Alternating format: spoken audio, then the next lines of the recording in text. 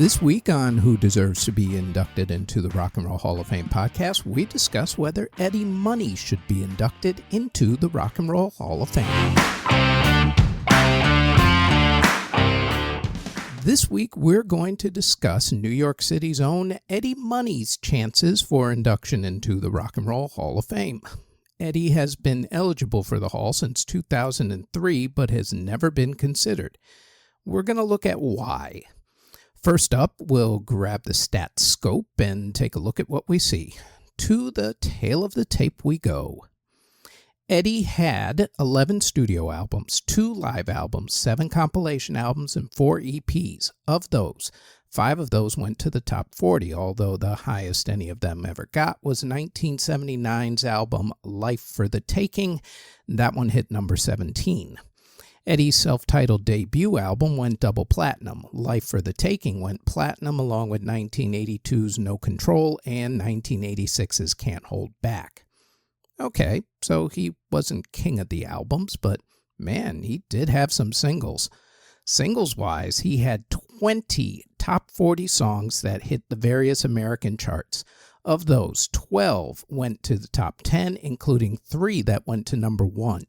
1982's I Think I'm in Love, 1986's Take Me Home Tonight, and 1989's The Look in Your Eyes.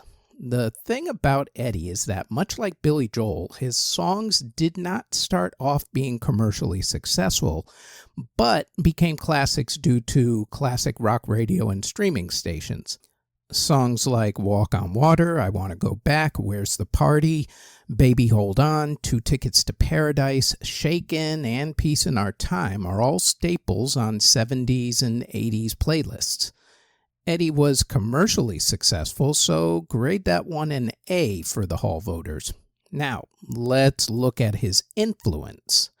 The Red Rocker, Sammy Hagar, is on record as saying that Eddie's song Shakin' influenced his song Your Love Is Driving Me Crazy in terms of vibe and energy.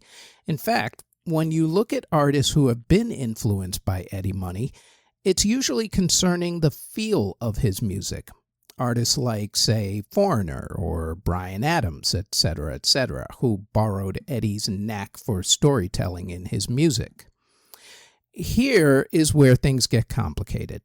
Actually, this topic probably deserves its own podcast episode, but we'll try to tailor the discussion to Eddie Money at this particular minute. The topic is this. If Eddie was commercially successful and very popular with his fan base, is that enough for him to be inducted into the Hall of Fame?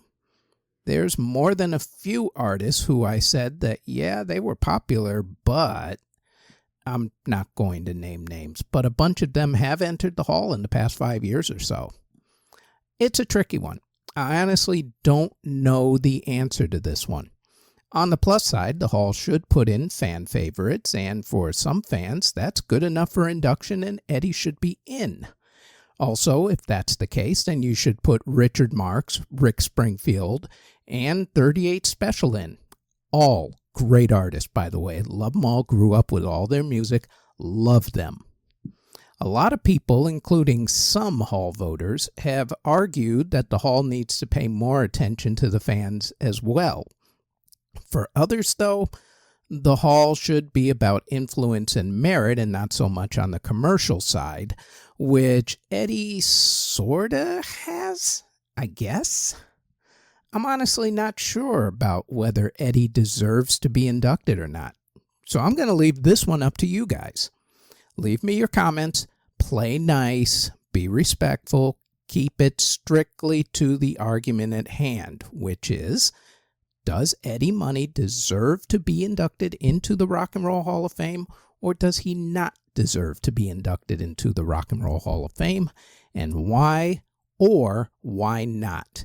Because yes, we all know that most people think that the Rock and Roll Hall of Fame sucks. You don't need to leave that in the comments, please.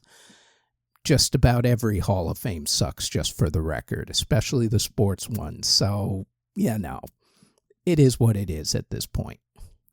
So, leave me your comments, be respectful, and let's find out, because honestly, I don't have an answer on this one. I don't know whether he deserves to be inducted into the Hall of Fame or not, but I sure as hell love his music.